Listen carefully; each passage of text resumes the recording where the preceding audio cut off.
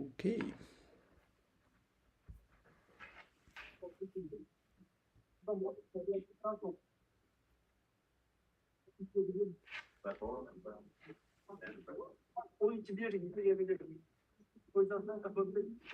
Mhm. Okay. Uh, Let me just check if YouTube is working. Switch account. Mhm. You two have very Okay. nice hairs. I wish I had a little bit more. Let me just check if YouTube is working. Hey, So it does besides, you have work. the nicest hair of all of us. You have the long, beautiful hair. Oh, thank you, but in front there is nothing. There's some kind of echo. Is it only on my side? You two have very nice hairs. I wish I had a little bit more. Let me just check if YouTube is working. Hey, So it does besides, you have work. the nicest hair of all of us. You have the long, beautiful hair. Oh, thank you, but in front there is nothing. There's some kind of echo. Is it only on my side? You two have very nice hairs. I wish I had a little bit more. Let me just check if YouTube is working. Hey, So it besides, does you have work. the nicest hair of all of us. You have the long, beautiful hair. Oh, thank you, but in front there is nothing. There's some kind of echo. Is it only on my side? You two have very nice hairs. I wish I had a little bit more. Let me just check if YouTube is working. Hey, So it besides, does you have work. the nicest hair of all of us. You have the long, beautiful hair. Oh, thank you, but in front there is nothing. There's some kind of echo. Is it only on my side? You two have very nice hairs. I wish I had a little bit more. Let me just check if YouTube is working. Hey, So it besides, does you have work. the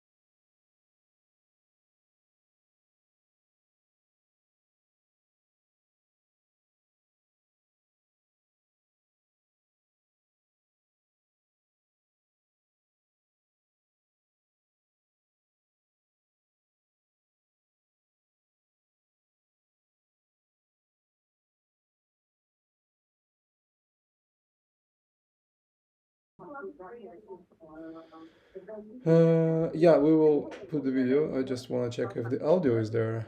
Hello? There is some kind of chatter on the back.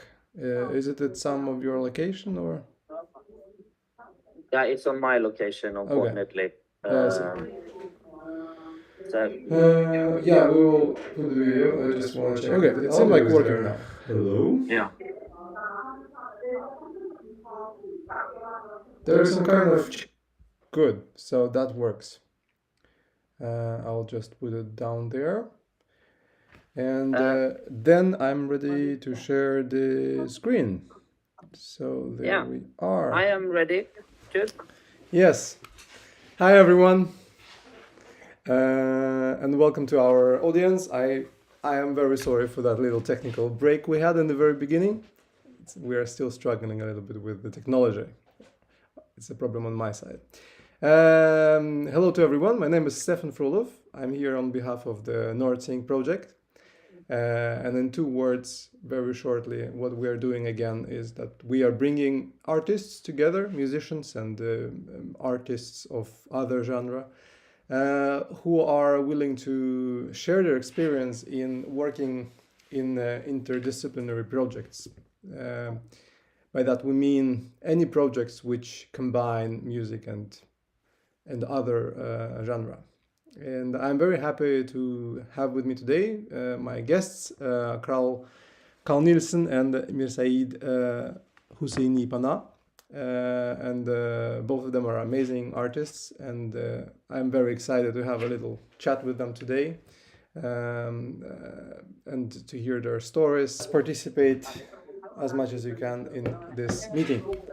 Yeah, I think we'll start with you guys just telling a little bit about yourself, who you are, where you are, what are you doing, and then we will probably ask you some questions. Maybe Carl, you start? Yes, thank you. First of all, thank you, Stefan, for inviting me. It's a huge pleasure. My name is Carl Nilsen. I'm a conductor, currently based in Stockholm, Sweden. I initially studied clarinet at Due in Oslo, and then I took a master's degree in orchestral conducting 2014-16, 10 years ago. It's where I also met you guys. And currently I'm freelancing. I am working as an orchestrator and also as a composer. And I will mainly talk about scoring sessions, and how to conduct film music, because it's an interdisciplinary kind of conducting where you have to consider technology, synchronization, and a different structure than you do in normal orchestral projects. So that's me and what I'm going to talk about. Thank you, Carl. And Mirsaeed? Hello, everyone. First of all, it's a pleasure to be here. Thanks to Stefan for that. I'm a musician and composer, and I'm gonna tell more detail about myself and my biography, because it tells about the projects that I'm working on them. So it's a lot about diversity and about how genres can melt into each other and make a new language. So you will hear more details about it. Thank you. Yeah, but Carl, then the floor is yours. Yeah, beautiful. And I'm just going to open my presentation here. So here, now I'm sharing the screen. Let's go from the very top. That's always a good start. Okay, so what I'm basically going to do, I'm going to talk about film music from my perspective as a conductor. I'm trying to add a little bit of context of how a film composer works differently from a normal composer, and then try to give a sort of broad idea of how film music works. So first of all, I would like to start with saying that you have 3 main kinds of film music. This is with orchestra. And the first part is that you actually play a film live. Like some of you might have seen Harry Potter in concert, or Love Actually, or maybe the silent movies, Charlie Chaplin. Then you have a live orchestra. Then you actually detach the music from the film and you play it live with all the problems and the benefits such a performance gives. Then you have the live music in the hall, but you also need different aids to synchronize the film to the music.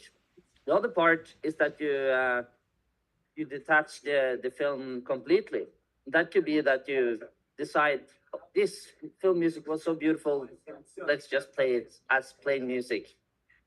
And the last kind is the one that I'm going to speak about today. That's the recording of real film music that haven't been heard yet, that is in the process of entering the film, and that's where you have a little bit of different strategies and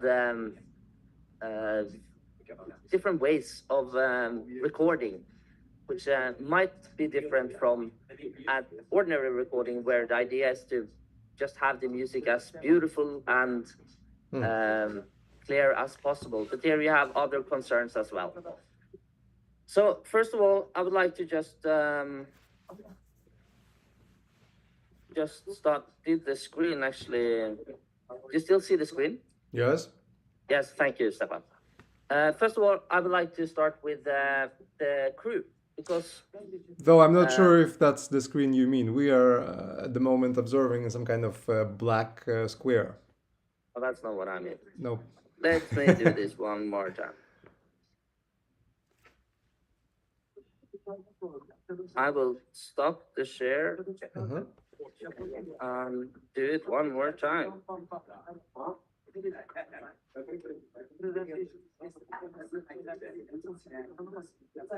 Yep.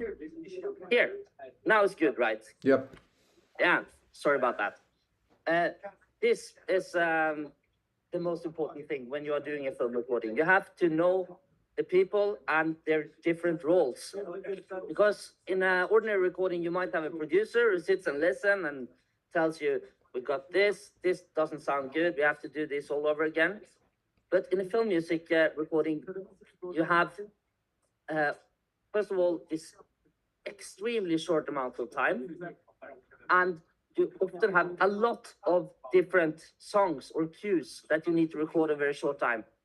The other thing is that you just not necessarily have the music in very long time in advance. So everything has to work immediately. And then it's important to have a good connection with your sound engineer, all the technical crew. Like today, we tried all the technical systems before the stream, and still some things happens. It's fine now because we have time and all that. But imagine if we were 90 people sitting, getting paid, then 5 minutes it's unacceptable, because it could actually mean that you can record more music. We use a tonmeister in classical music. That's a fancy word for a record producer. A bad intonation, balance, things that are not together. In a studio session with synchronization, we use earphones. And that helps us with synchronization, but it takes away a lot of the experience of playing together. It's hard to intonate, balance, it's impossible because you have no idea. And also for me as a conductor, I get a limited hearing when I have the earphones on. And then it's important that you know your producer and you have a set, that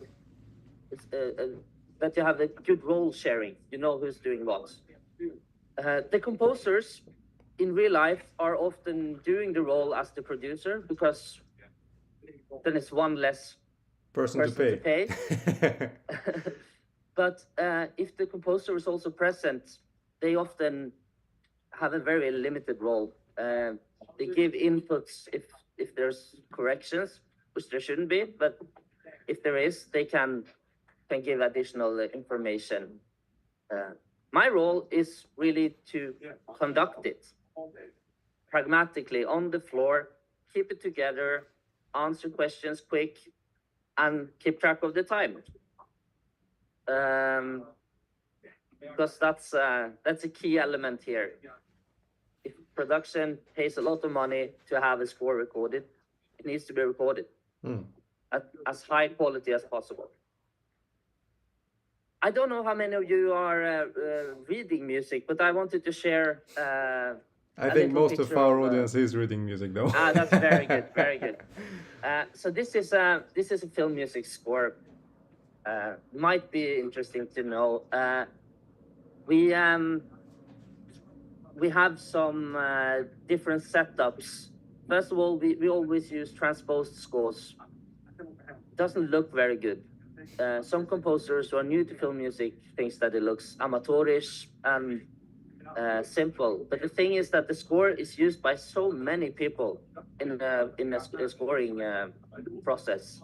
It's not only the conductor. Obviously, I read transposed scores and composers does, but there might be technicians who also needs to check things in the score.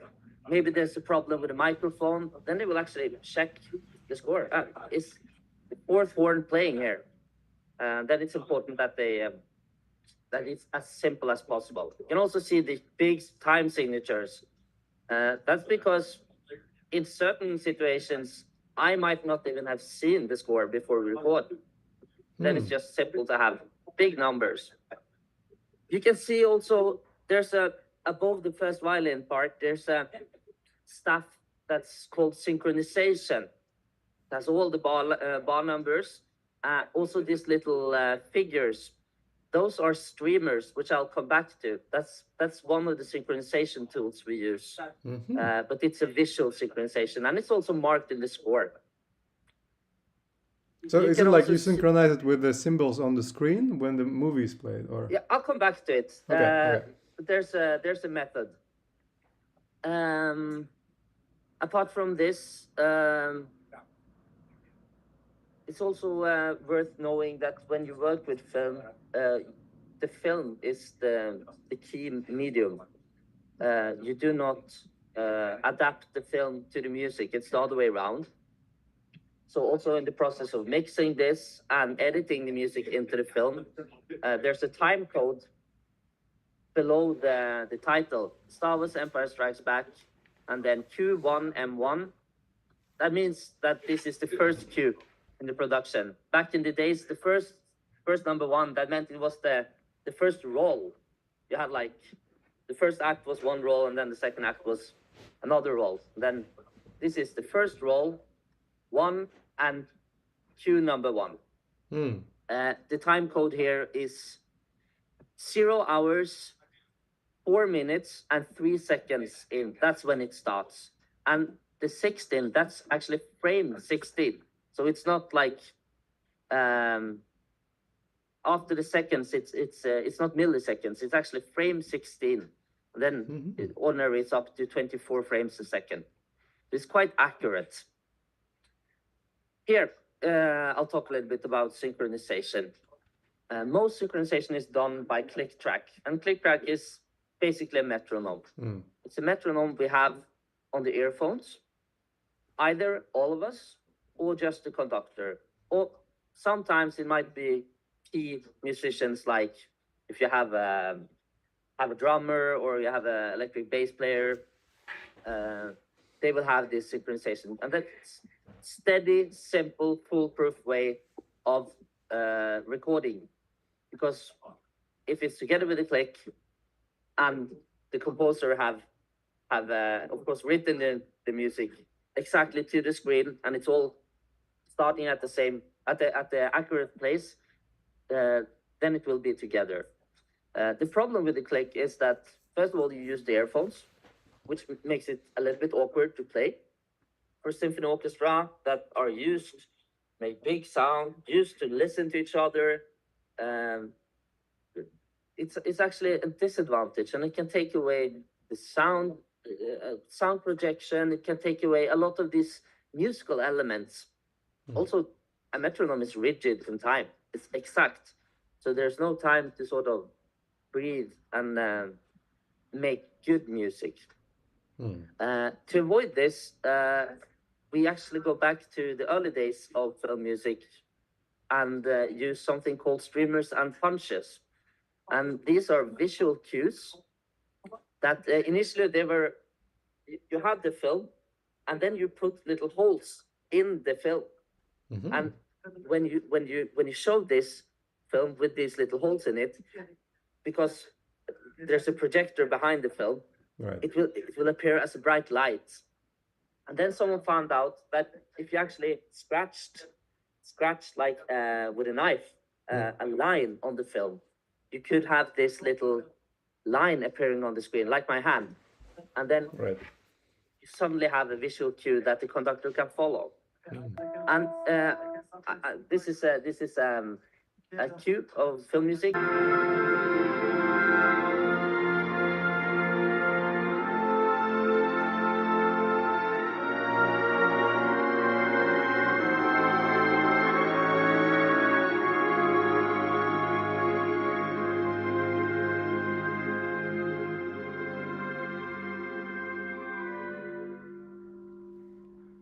Here you have a fermata. But so it goes like every 10 seconds, or it's not evenly distributed. It's absolutely not even. And one of the benefits is that, of course, you try to have the puncher and the streamers to hit the first beat in the bar, because that's the easiest way. But you can also just try to have it at a certain hit point. For instance, if there's a long note and you just need a triangle or need anything you need to hit a certain point, you can use the streamer. And as a click track is sort of set in one tempi. Yeah. One tempo is the right right word. A streamer can be a little bit more adaptable. For instance, sure. you can have a fermata. It's If you more have musical, a- definitely, rather than have- a metronome MIDI Yeah. file. If you have a set note and you have to write it out exactly in the parts, you might end up with something like a 77 60 notes bar. Awkwardly, it won't happen, won't work. And then streamer is a very good aid. The problem with it is, of course, that it's not foolproof, and if it doesn't work, then it was a waste of time. So it's something that we use for transitions, and we use it for very slow-paced music. It's not always that all the music needs to hit all the certain points. Maybe there's a huge arch in the film, and you want it to sort of breathe out at a certain point. Then the streamer can sort of indicate where you are. Can indicate for a conductor whether I'm in front of the music, in front of where it's supposed to be, or behind it, and then I can adjust. But it's a very very convenient tool to synchronize and keep the real magic of the music. So that's how we synchronize film music. This is for those who also work with pop music. Click track is a known tool that we use in a lot of different concert productions. Also, if you, for instance, playing a live concert with a track, that's just the same as playing with a film. It needs to be exact, and then you use a click track. I would like to continue a little bit briefly about film music and just explain what it is, because I'm sure there are a lot of composers and people in our audience today that makes music, and if you're ever going into the film industry, be aware that the film is the important medium. And the film music is supposed to underline, it's supposed to score the film.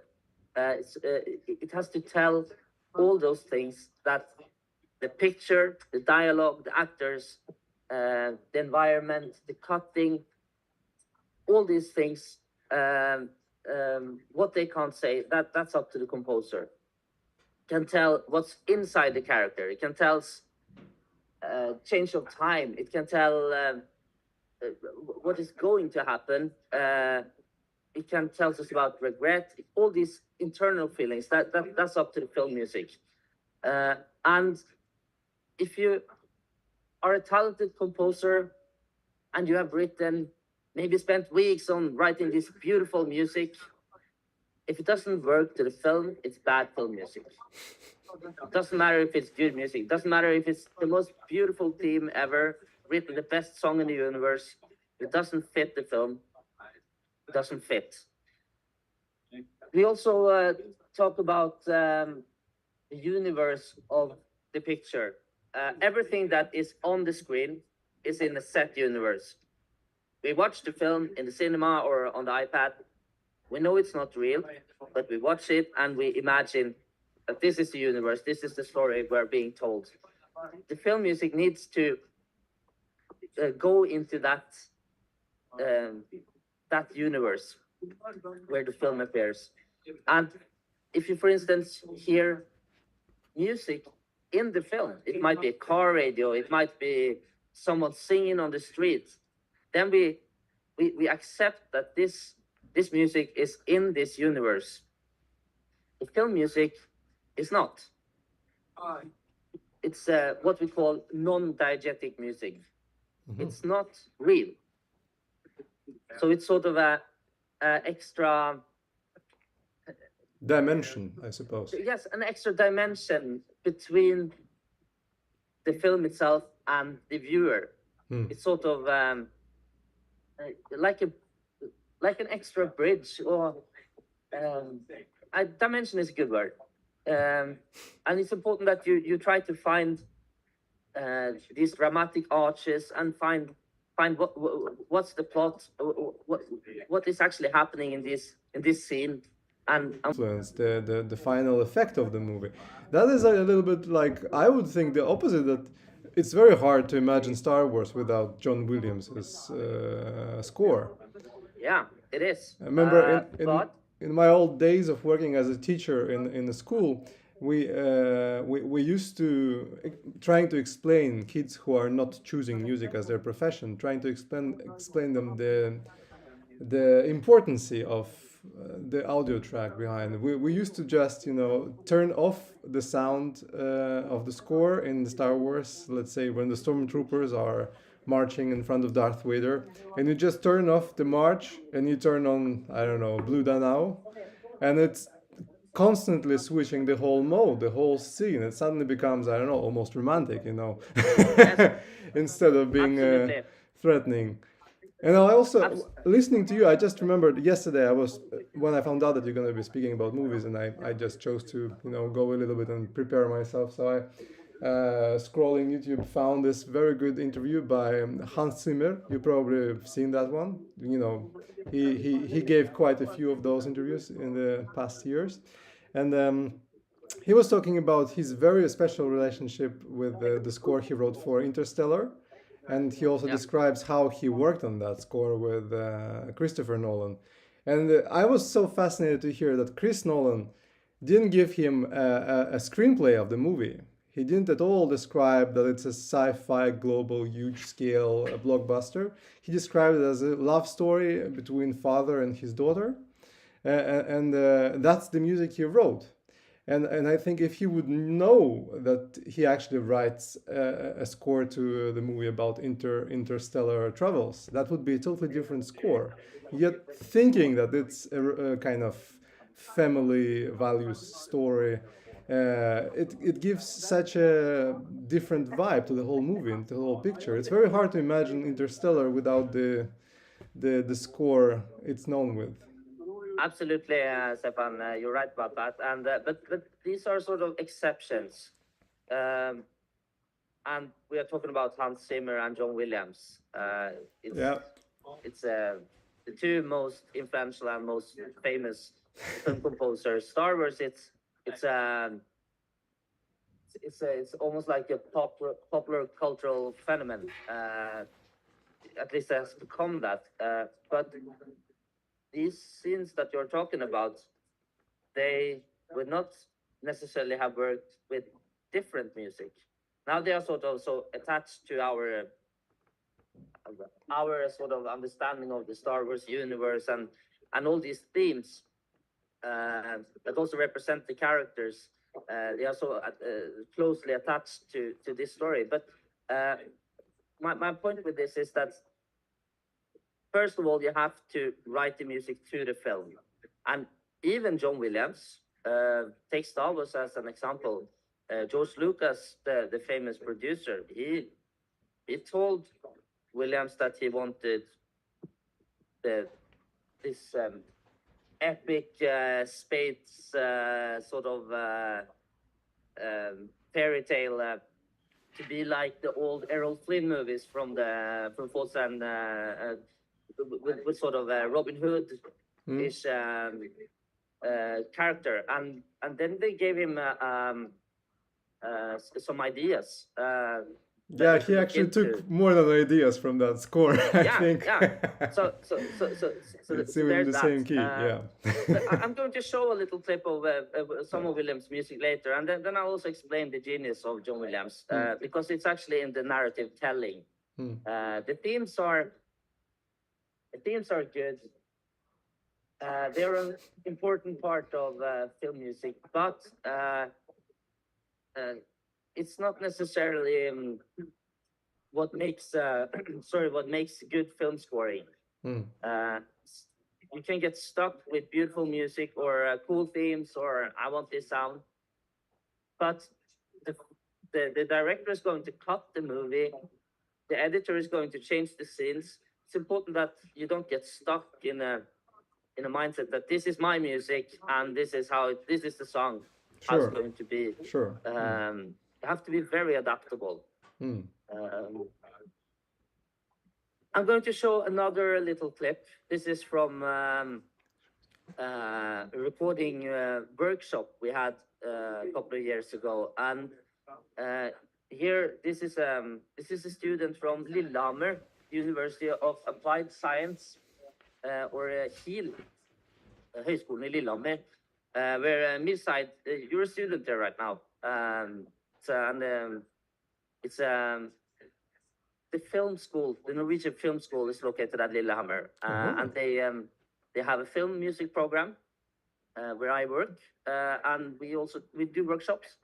And this cube, it's very it's a comical cube, and here the composer, he's not trying to add any emotional underlines. It's simply just like a funny cartoon. It's just adding emphasis on what's already on the film. So let's watch it. Sjumilsstøvler? For genial oppfinnelse. Altså for hvert skritt du tar, så går du 7 mil. Er ikke det litt farlig?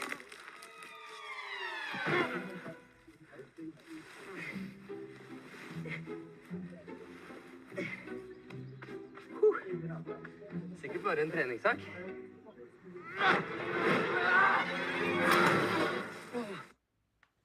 Yeah. That's one way of doing it.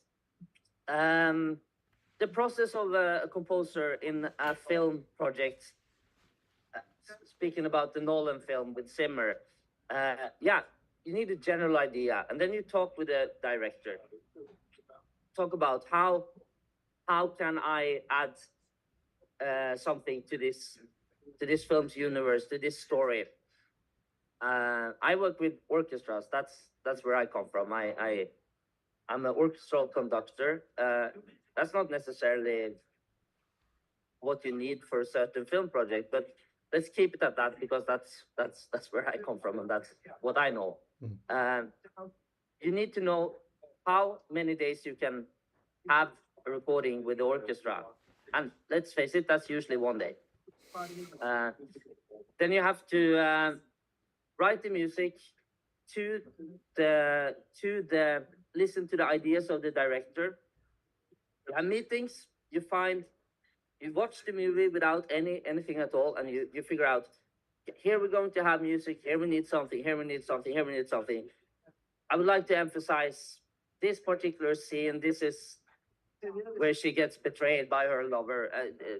She doesn't know it yet, but we know it. It has to go in this direction or that direction. And then you as a composer, then you try to write music that can fit the film.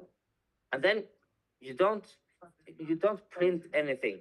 You write music, you write demos, you write fast and have a sort of a communication with the film production. They can try the music and see, okay, maybe this works, maybe this doesn't work. Let's go in this direction. And the important thing is to keep a direct line, to keep talking, not get stuck in your own office with your own music and excellent ideas, but keep the workflow.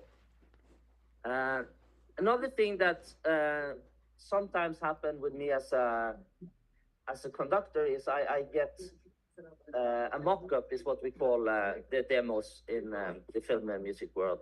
That's basically the demo tape, which might be from Logic or Cubase or whatever program you work in.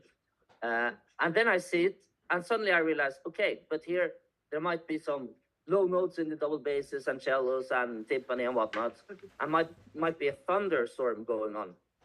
Then it tells me that the composer might not have spoken with the other people in the sound department, because they will of course also add sound to the film. Might be a trailer passing by, or natural sounds, or airplanes, and even the footsteps in films aren't real, right?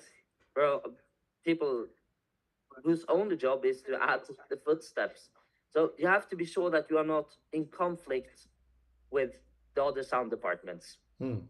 And also important, I'll come back to that when we watch the Williams clip, that you are not in conflict with the dialogue. Because the film is the most important, actors, and then it's the film music. The music, yeah. Yeah, we already spoke about the diegetic and the non-diegetic. The temp score, that's basically like a mood board for film composers. That's what the director have in mind, and it might be very dangerous.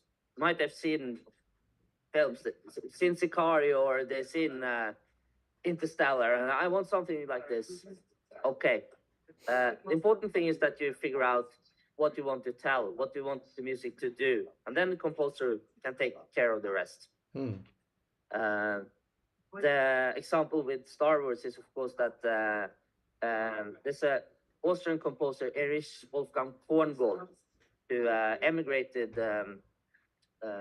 in the 30s to America, an excellent classical composer, first-class classical composer, but very good film composer, and he's one of the famous film composers from the 30s and the 40s with big, huge, lush orchestrations. He wrote the film score to an Errol Flynn movie called King's Row, and that's the famous one. If you listen to that, King's Row by Korngold, and then you listen to Star Wars, you see that it's the same music. Yeah. And these things happen. Say, I want something like this, but not exactly the same. Then it's important to try to figure out what is the director trying to tell me? What's the idea behind the choosing of these examples? The other horrible anecdote about temp scores is Alex North, also an amazing composer. The big Cleopatra movie was his one of his big scores, and he was supposed to write the score for Stanley Kubrick's 2001 Space Odyssey. And famously, the film has a lot of classical music in it, on Der schönen blauen Donau by Strauss, and also Als es sprach Zarathustra by Richard Strauss. And this was actually the temp score. And North wrote an hour of beautiful music, and in the end, Stanley Kubrick had fallen in love with this temp score, so they didn't use the music they had commissioned. They did use some Penderecki though, right? Atmosphere. Yes. But that's the thing. They only used classical music They So did not use the it wasn't composer they written. hired. It wasn't written for the movie. I thought Penderecki wrote it for the movie, but No. Aha, It's okay. it's all it's all just music that already existed. It's so great that you bring on only my favorite movies. Yeah, but it's on the other hand, for us in the classical music industry, it's was a tremendously important way of getting our music out to new audiences. So maybe we should thank Stanley Kubrick for it. Yeah, But, for sure. it's a sad story for Alex North, who wrote a beautiful score that no one knows. Yeah, we already covered short time. In the case of an orchestra, you need orchestral parts. So maybe you write the music in a digital program. Maybe write in Logic or some sort of other DAW, which doesn't produce written music. Then you need people to actually translate the music into written parts, either with Sibelius or Doric or Finale, which I have used for 20 years. Now I have to change because of that. Yeah, they're shutting down the program. So that's another story. But everything has to happen on a very short time, and that's why it's also important for the composer to have in mind that you cannot write 90 minutes of complex music. There's a practicality here that you have to sort of find out if there is a cue that just maybe needs simple music, and always try to make it as easy as possible, also to record, but still keeping the integrity of the storytelling. Compared to classical music, if you have an idea, you can go for the idea. Doesn't matter how complex or difficult it is. The professional orchestras can play anything. Might get annoyed if it's overly complicated for no reason, but they can play it. But we have one or two shots at the given cue, so it needs to happen fast. After everything is recorded, it's mixed, and then it might be edited as well. Maybe the director chooses to edit the scene, cut it a little bit here, alter it in some sort, and then of course the music have to fit. And then it's stupid if there's like a big conclusion, jump, bum, bum, bum. If they cut the scene, then it doesn't add up anymore. So all these things have to be considered in advance. But that's what I was curious a little bit about. When the composer gets the gig and needs to write a score for, let's say, a 1.5 hour motion picture, does he write it according to the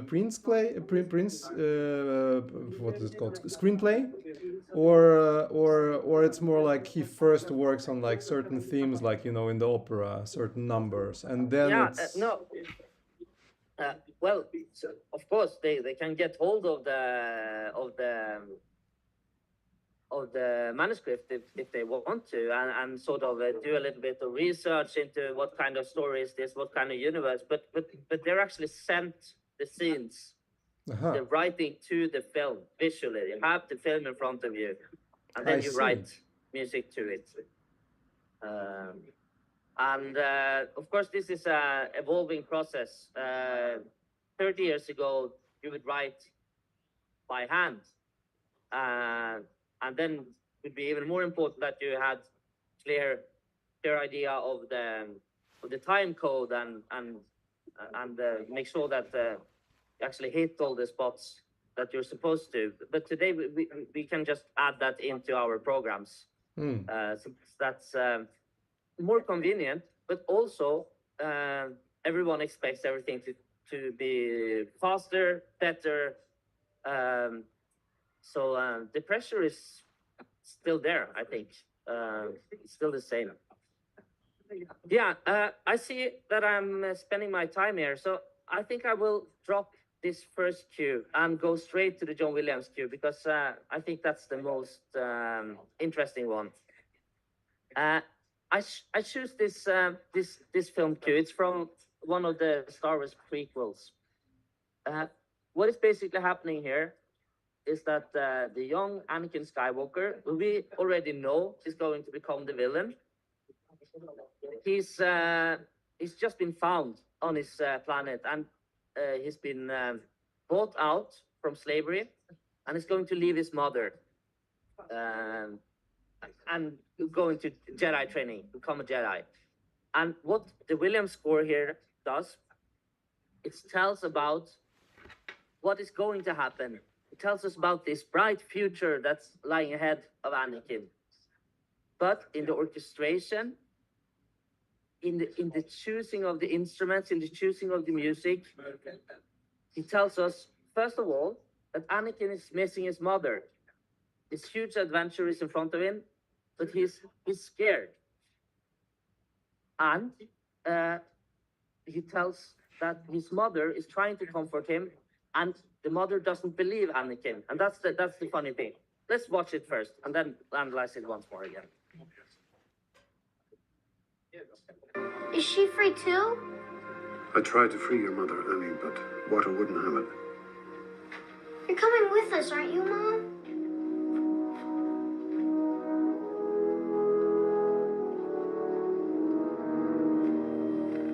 Son, my place is here. My future is here. It is time for you to let go. I don't want things to change. But you can't stop the change. Any more than you can stop the suns from setting. Oh, I love you.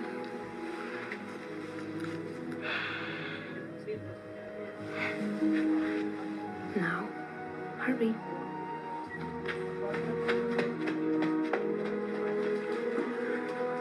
Thank you. I'll watch after him. You have my word. Will you be all right?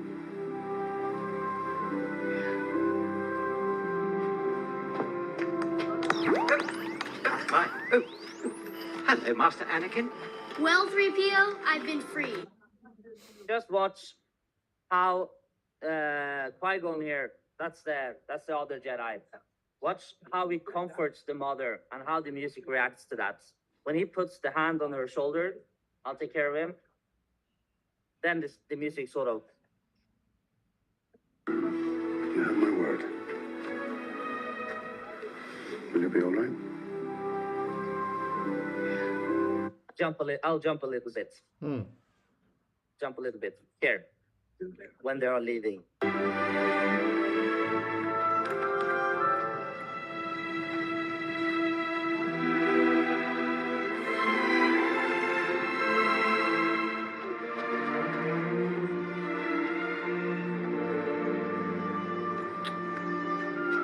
can't do it, Mom. I just can't do it.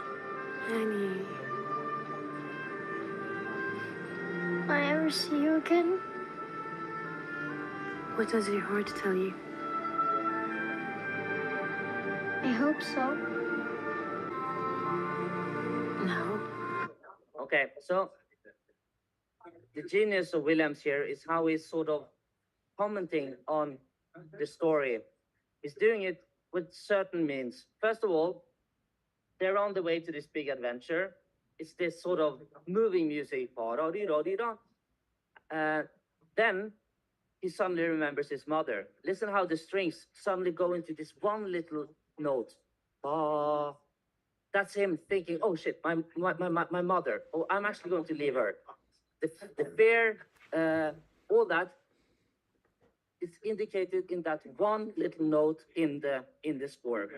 Then he turns back and speaks to the mother, and then appears a lovely little counter melody in English horn. In the classical tradition, the English horn, that's the motherly instrument. Mamère Loire, Ravel, or Dvorak, whatnot. It's a wind instrument that resembles the human voice. So it gives a very comforting, warm quality. Also, just before he says, I'll come back and get you, these horns get quite powerful. Pom, pom, pom. And the mother doesn't believe him. Look how everything just falls apart and back into this English horn note. It's quite wonderfully woven together.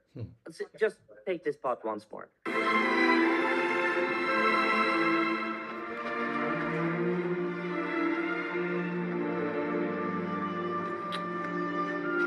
can't do it, Mom. I can't do it.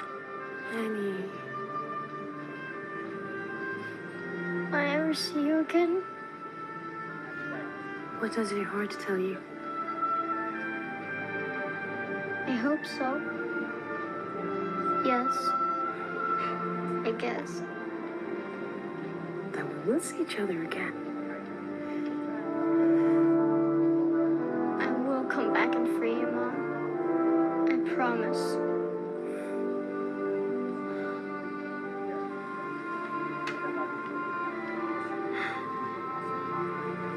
Now, be brave and don't look back. Don't look back.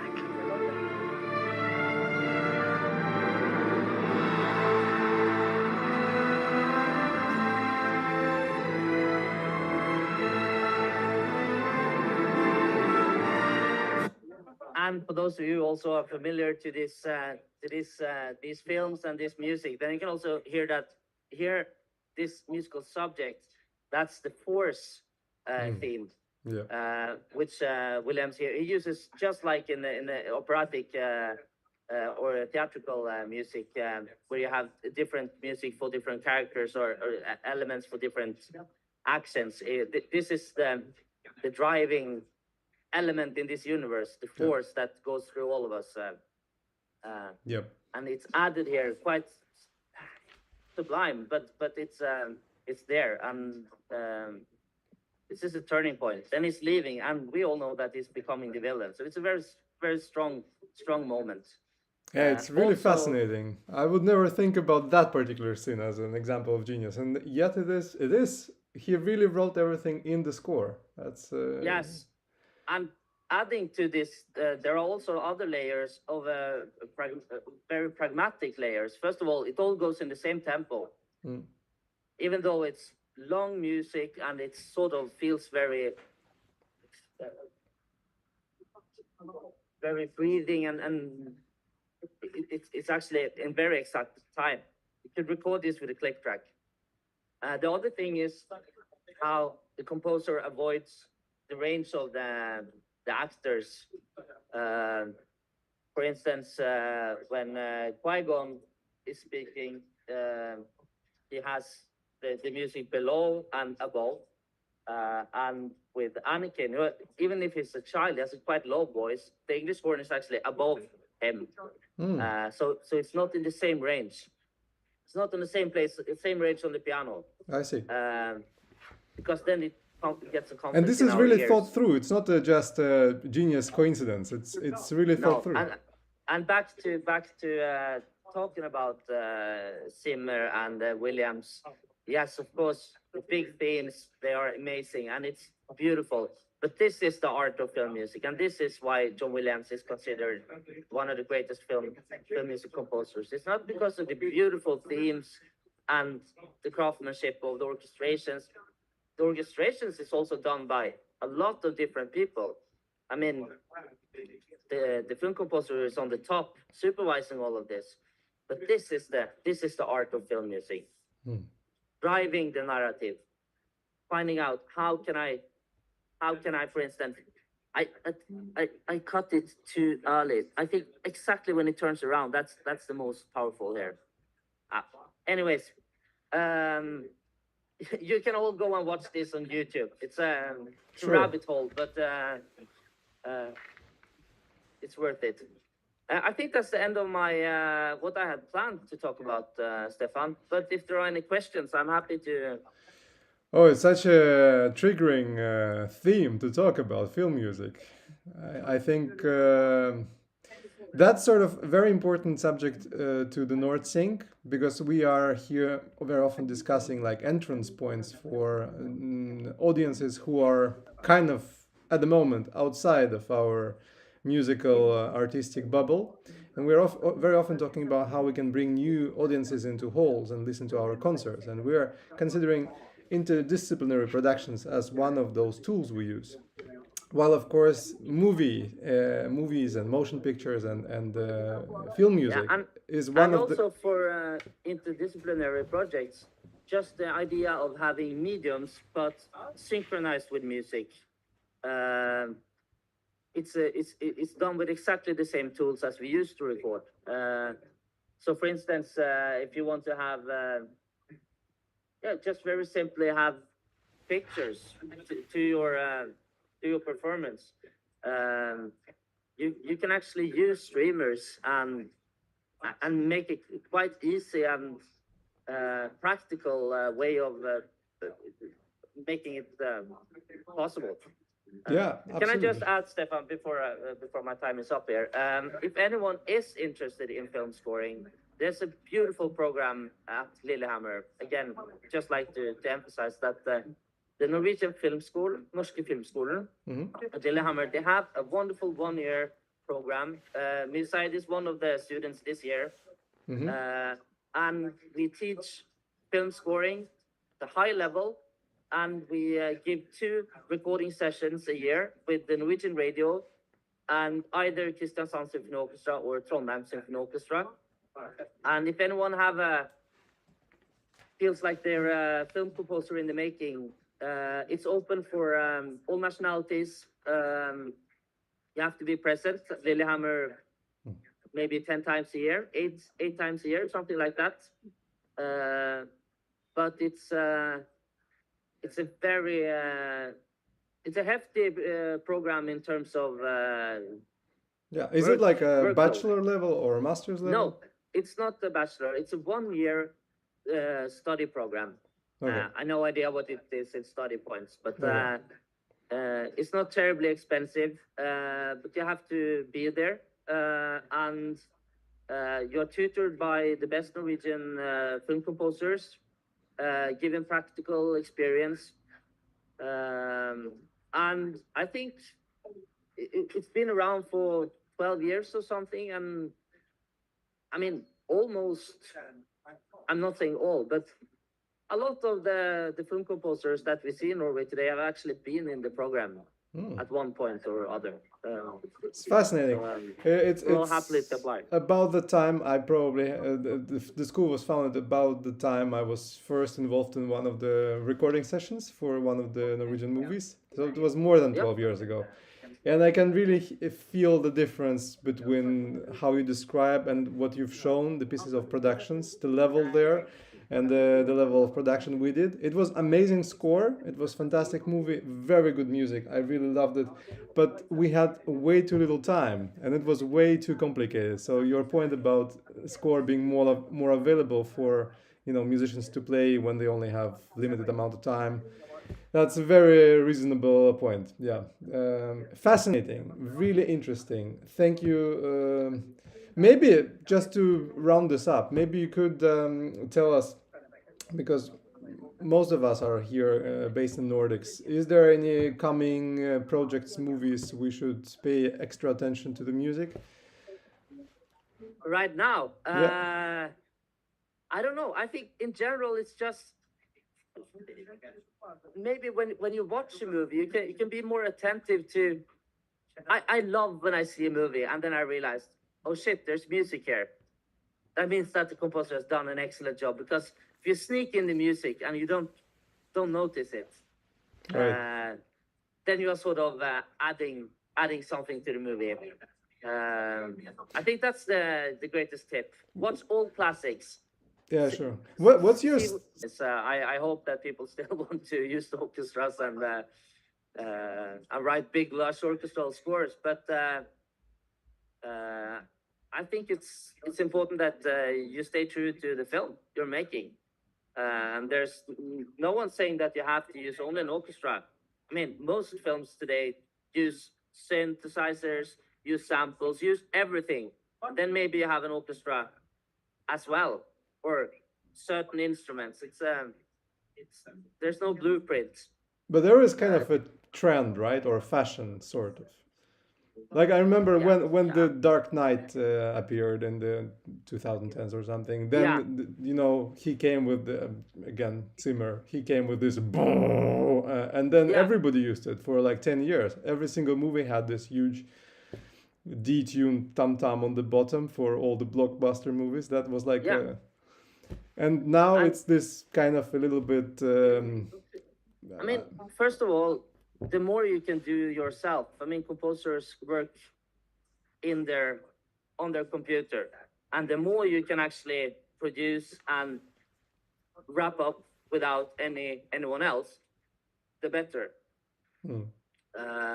But I don't think the trend is purely practical. I mean, it's of course super expensive to write for an orchestra. So it's sort of the top tier of productions with big budgets that can afford it. Right. But I really think the important thing is, as long as the film composers write good film music, I don't really care whether it's for harmonica or organ Right, or symphony right. orchestra or just maybe one series I would recommend. It's actually the Chernobyl series on HBO. Mm-hmm. And now it slipped my tongue, but the Icelandic, she won an Oscar for the Joker score a Oh, couple years ago. Not Hildur Gunnarsdottir, but we're gonna check. We're gonna write yeah, it in do the- that because she actually in that miniseries, what she did was she's an excellent cellist based in Berlin, but she used real sounds from real nuclear plants, and then she just tweaked it. That's the score, Uh-huh. and I think that's pretty amazing when you see those horrible scenes when they are shuffling the contaminated radioactive, rocks. yeah. And that score, that's not diegetic. They didn't hear that sort of frequently pulsating sound on that roof. That's the score, but we buy it, right? Right. We can feel like the claustrophobic, the masks and everything. That's the score doing that, and the score is purely her with the microphone. David Attenborough's recording guy, basically recording nuclear plants. Fascinating. And that's maybe one of my favorite scores these days. Of course, everything by Williams and. Yeah, as being a violinist, Williams, of course, is. But I was quite surprised, and it's a spoiler alert, that quite many of his early scores are a lot inspired by a very famous, like from Star Wars, it's not only Korngold, but also the very famous theme from Tatooine. It's an exact quote from Stravinsky's, one of his ballets, I think. It's so close. It's even the same key. I mean, the opening of the second part of Sacre is in Star Wars. Holds the planets. It's in Sacre. Also Sprach Zarathustra. It's all there, but that doesn't make him a lesser composer. It makes him a great composer because he actually, as long as the film music is good. I mean, as long as it adds something to the film, it's good film music. I see. It's just fascinating. I was always thinking it's him from scratch to scratch, because scores like from Schindler's List, for example, they are extremely original, and it's fantastically written for string instruments. It's just the best of the And best. also, Stefan, as a violin player, you also know that the Harry Potter, Hedwig's theme. Yeah. Now it's on the audition. Yeah, it's unplayable. Audition program. It's extremely difficult. I mean, any normal composer will just get sacked. You can't deliver something like this. It's unplayable. But yeah, yet he wrote it. I'm pretty sure, though, even London Phil, and I think that was them who recorded it, they had to London practice. Symphony. They had to practice that. It's definitely not going in one rehearsal. Yeah, fascinating. What do you think about the last? I think the score for Oppenheimer also won Oscar, and that was some Swedish composer, wasn't it? I mean, it's better you guys watch this on YouTube, and but there's actually you can find a little clip from the recording session. Ludwig Göransson, how they struggle to get this. Can you hear the music? Is the name of the cue. Because the rhythmical, the tempo signature and the rhythmical things there were so difficult, and they did it in one take at one point. And we speak about him a lot, but he's a brainy guy. What I think is very very inspiring with many of his scores is that he can write as complex music as he wants, but he writes the music that's perfect for the scenes. Film music is not the place to showcase your virtuosic orchestral skills. It's a place where you write music to film music. Right. And that's the important lesson in my life, at least. I mean, when I first got the chance to work with film, you think of Star Wars, you think of like these huge scores, and maybe imagine that is how it's going to be. But it's actually about capturing the exact quality and character of a given scene. Sure. And that's the art of it. Thank you a lot, Carl. It was really interesting conversation. Thank you for having me. It's a great pleasure. I hope you stick around, and we will have another chance to discover more about film music. Now, Mirsaeed, Absolutely. we would like to hear something about what you do. Yes, thank you, Carl, for a very nice presentation. Yes, so as I told, I should tell a little bit about myself first as my biography to tell how did I end up in this situation that I kind of pick up different materials from different parts of the world and then glue them in my own way. Yes, I began music with the Iranian instrument called santoor. And I was thinking, since I'm sitting in my room, so I can just show some of them. Yes, as you see, I have several here. Not as many as I had in Iran, but so this is santoor. Yeah, this is so we have a family of santoor. It starts from sopranino, which is half of the size almost, and then goes to the bass santoor, which is double the size. It has a full range, and the traditional, the most common one, santoor in G, we call it. It has 96 strings, and we play it with the sticks. Other wooden, a mallet on top, and then for those of you that never heard the sound of it, I can just play it.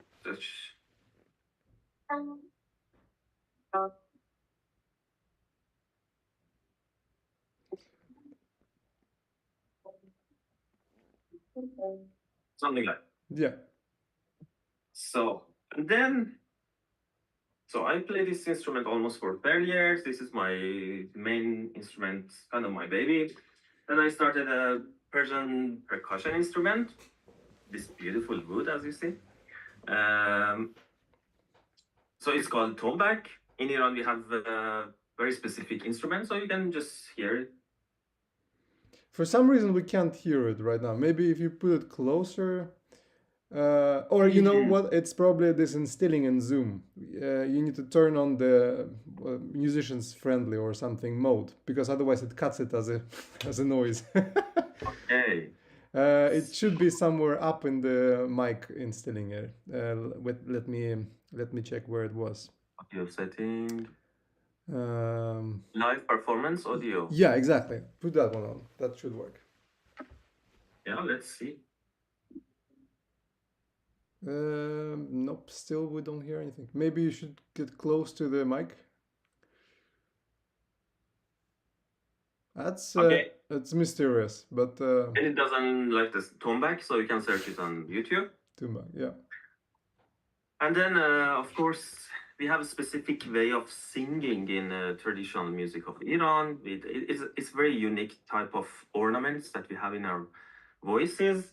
So just maybe a very short example. This ornament is very unique in the area as well, which we sing. Ya re, ya, ya re,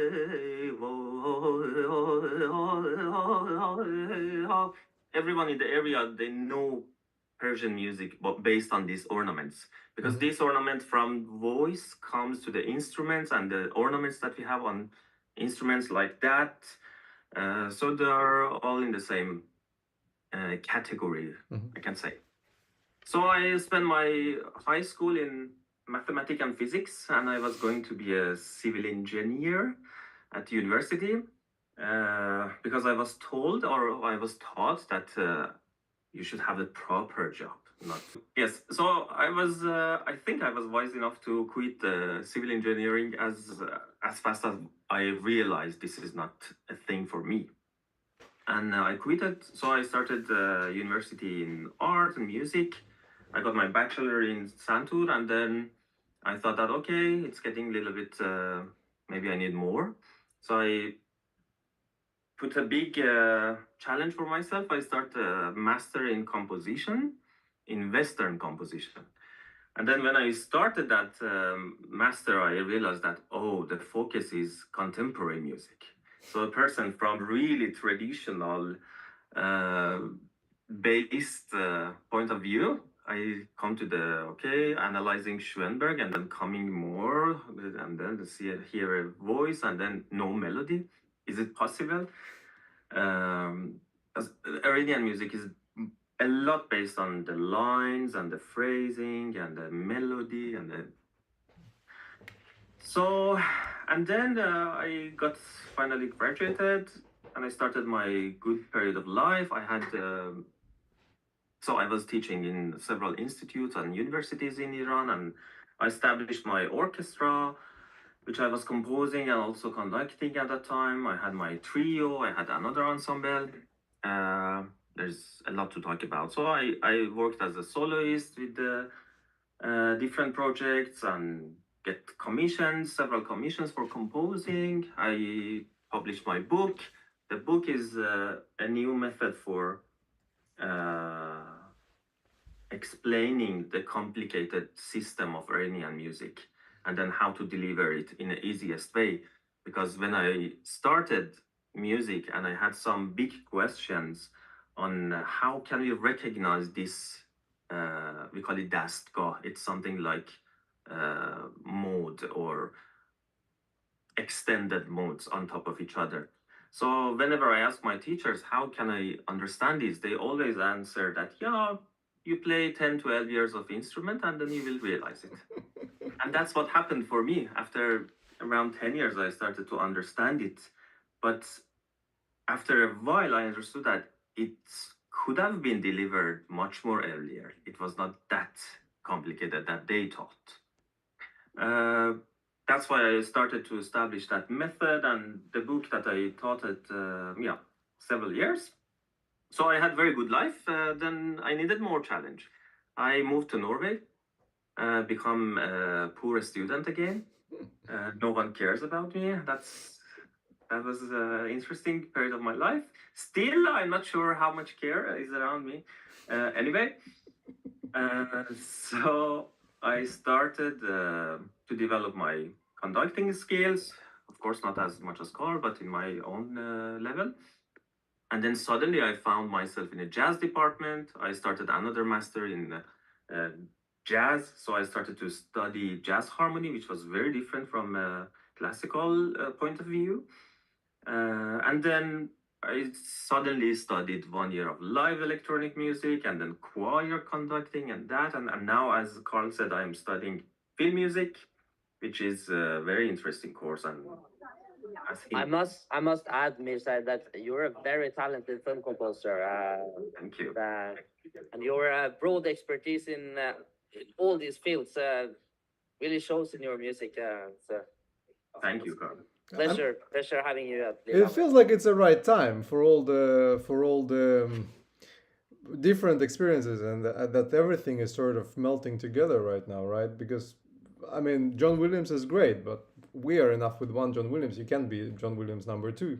You need to be something else. And the latest movies and movie scores are showing that there is kind of a search for some new sounds, new sounding. Isn't that so, Carl? Wouldn't you say so? Yes, and it's important also to, as Mirsaeed knows, and also you as an entrepreneur, that you don't start with the big franchises. You write independent movies and documentaries for students, and with no budget or low budget at best, then you have to make the most of the least possible. I mean, to have all your skill sets, Mirsaeed, is of course a huge advantage. That you can play all these instruments yourself and you produce it in your own beautiful office. Office is great, I have to say it. Is it based on the same 12-tonal system? I suppose not, right? You No. can't really split it into semitones and stuff. So how do you actually, if you write it down, this what you sang for us, how would you write it down? You know, in total, in Iranian music, we have 12, or in a better, more correct way, we have 7 big scales that they have branches. So comes after that and comes after that. For instance, there is 7 big, and then 5 after that, which are smaller, and each of them has at least 40 different babies. So you should know all these babies and the relation between them, and then how to go to up. So these 7 scales, we have microtones in them, which is very common for us to have. So if you hear here, No, we don't. Yeah.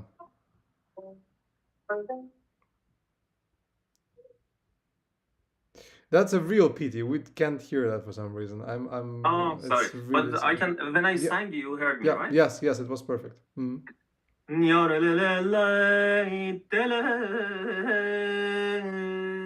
So this is there's a scale called Homayun.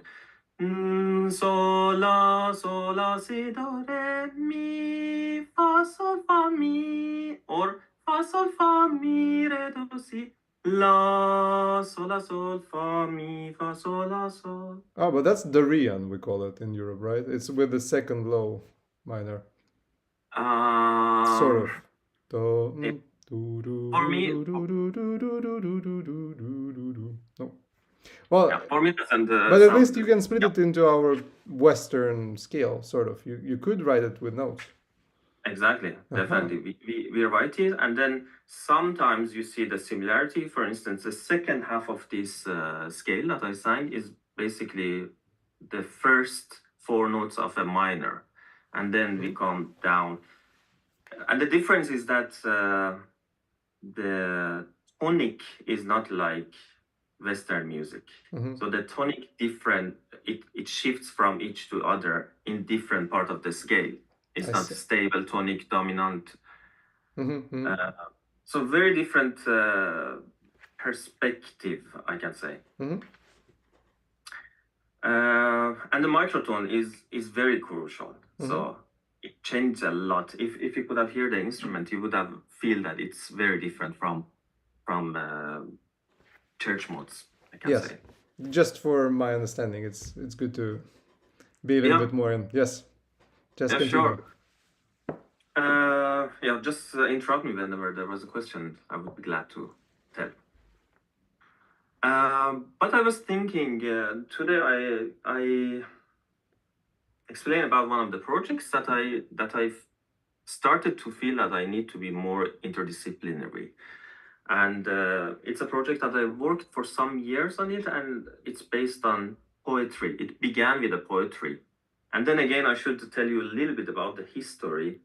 I hope it will not be boring, but in Iran, the literature is very dominant, even in the society. So many of our daily conversations is we have some hints of literature. We say some part of that poem. We say some part of that story from 700 years ago, and then we just give a hint, or it became an expression, and then everyone knows the story or poem or whatever.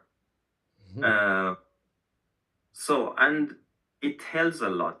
It's kind of other way in many other cultures, which the music is the most dominant thing and the literature comes after that. But in Iran, it's first literature, and then it influenced a lot the music. It kind of sneaks into music. The classical literature of Iran, which is more than 1,000 years old, and you know you heard some of the poets like Rumi or Hafez or Khayyam. And these are the known one in West, but actually we have hundreds of them with those thick books. And all of those thick books developed something in traditional and classical literature of Iran. And there's something like haiku in Japan literature, that there's a structure, there's a pattern, you should follow that. So we have a lot of these patterns, which very different approach, but the same mindset. And then all of these patterns has a pulsation inside them that you should follow. If you follow them, then you see that some of those patterns came to music and shaped the music with their patterns. So for instance, there's a poem. یک روز به شیدایی در زلف تو آویزم و از دو لب شیرینت صد شور برانگیزم. یک روز به شیدایی در زلف تو آویزم و از دو لب شیرینت صد شور برانگیزم. So there is always a pattern and pulsation. And some of them, as I told, they influenced something in music, and they made a form in music on these scales.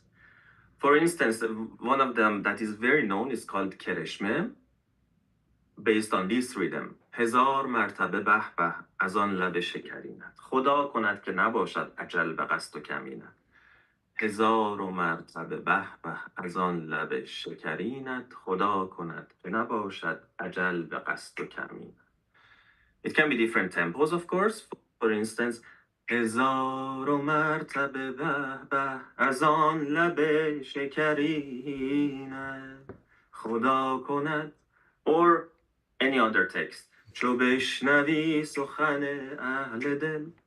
And then we see how strong is literature that comes into music and make a space for itself. So we have a lot of these patterns until almost 70 years ago that a new revolution happened in literature of Iran, and some poets started to disobey all these rules that was established for 1,000 years. So it was a huge revolution. They were very brave because they were really outlaws at that time. But it developed very fast, and then it made my very favorite poet out of it. So it was first Nima that started that movement, and then his student Plutseli suddenly developed that style and make its own style out of it.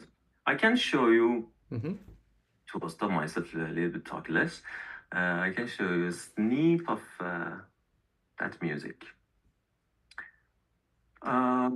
First of all, see, this is Ahmad Shamlou, my hero, legendary poet. And then I show you a little bit of this video. Maybe we can listen 2 minutes of this. Let me know if the sound was not good.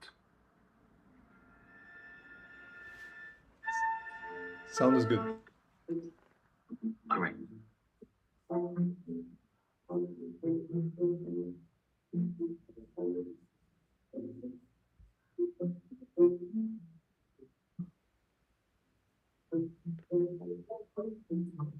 I think it's because you are now sharing it through microphone.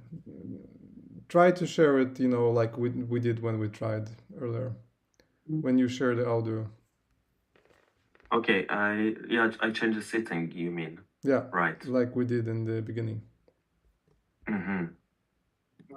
We changed it for, remember that you put it into musical instruments mode or something, so put it back. Yes, I remember, but I hope this was the original one because I don't get. That's it.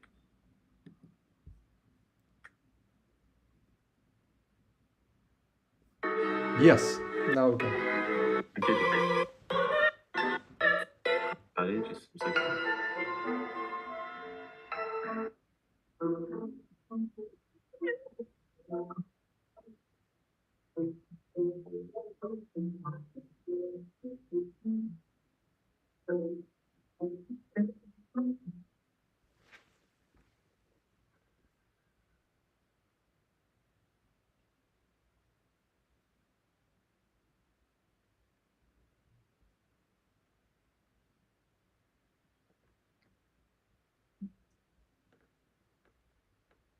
Something is going off all the time. It's like I think you pressed some button in the end, Mirsaeed, which kind of Didn't work. because it was perfect in the beginning, and then you clicked something like to. Don't try to enlarge it. Maybe Okay. Maybe that's the problem. let's try it one last time, yeah. Because it was perfect in the beginning. You last time. Yeah.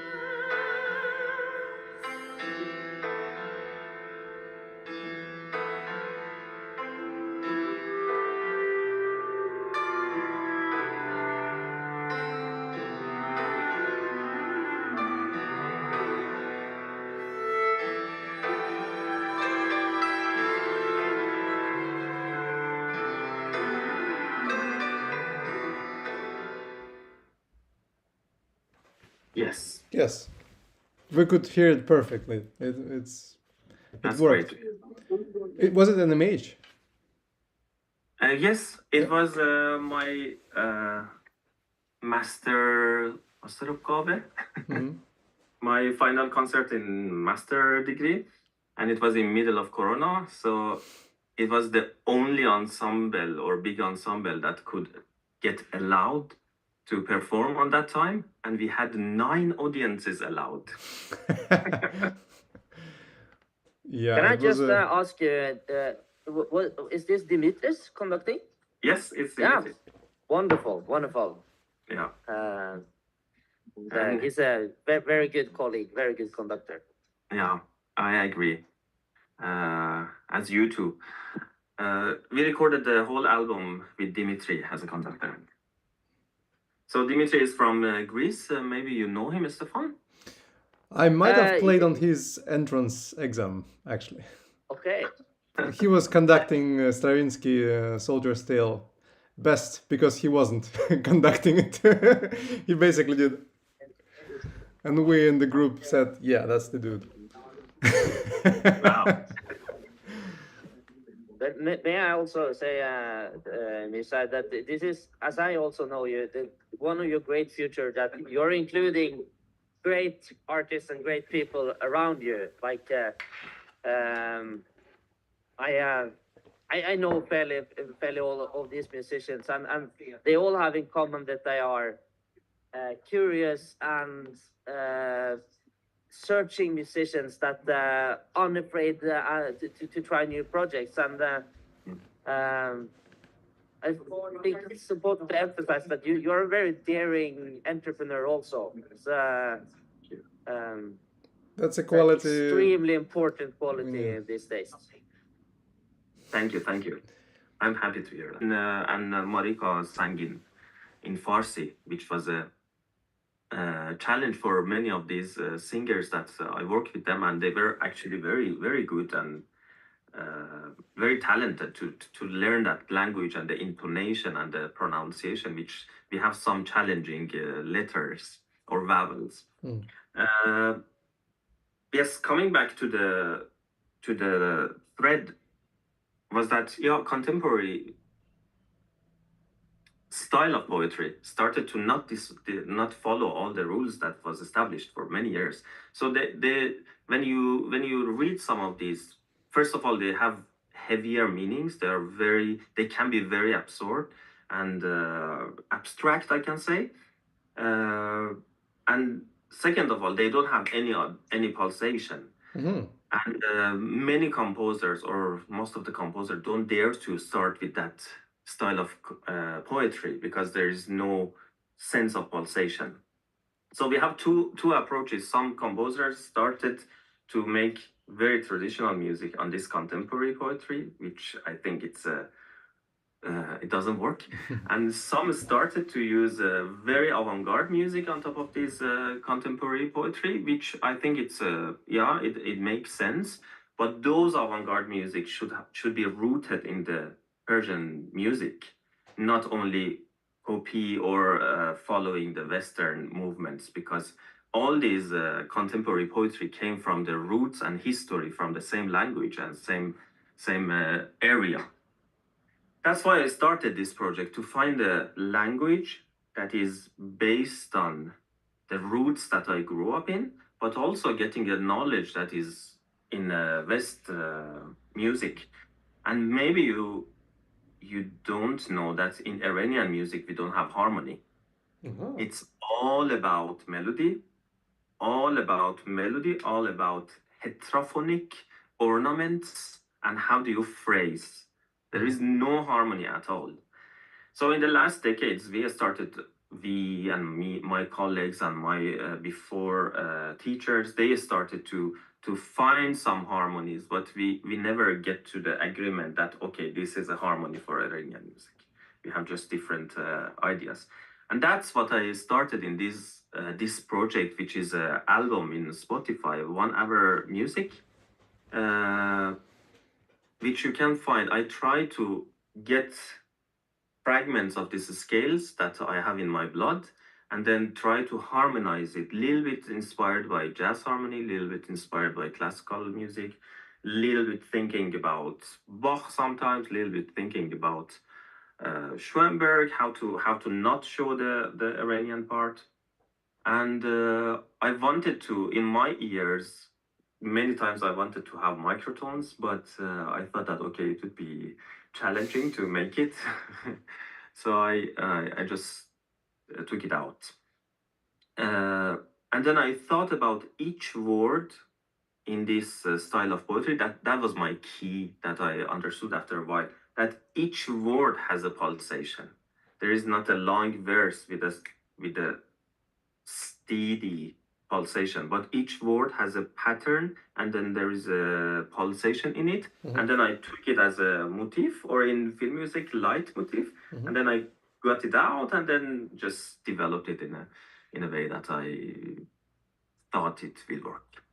And then as a result, I came out with hints from different genres. You will hear later another example that it became a little bit jazzy. It became a little bit too modern, a little bit too back to the scale, some part of the album or the music. And that was very interesting. But these poems that, as I told you, and these lyrics that I chose, they are very heavy existentialist meanings in them. And then I saw at the end that, oh, the music is also many times very heavy. Then I felt I need another help, another thing, and it would be visual thing. And then I got help from my painter friend. Her name is Sara Razaki. And then we had a lot of discussion about each verse or each line on these poems, that what is the meaning of them, because everyone can interpret it differently. And then we made a compromise, and she tried to put them on the paper and paint them. And I would have liked to show some of those to you. Mhm. Do you have any question until now? No, it's just very exciting. At least I don't have any questions. Okay, good to hear. I try to keep it also as short as possible. So I think it's a smart solution. I'm proud of this idea that I will show you some of the paintings of her, random paintings with random text, but at the same time, I will play one part of my song from Spotify. Mhm. Then you can have feeling of both. Hope it works. Yes. So I start with this sharing. Hear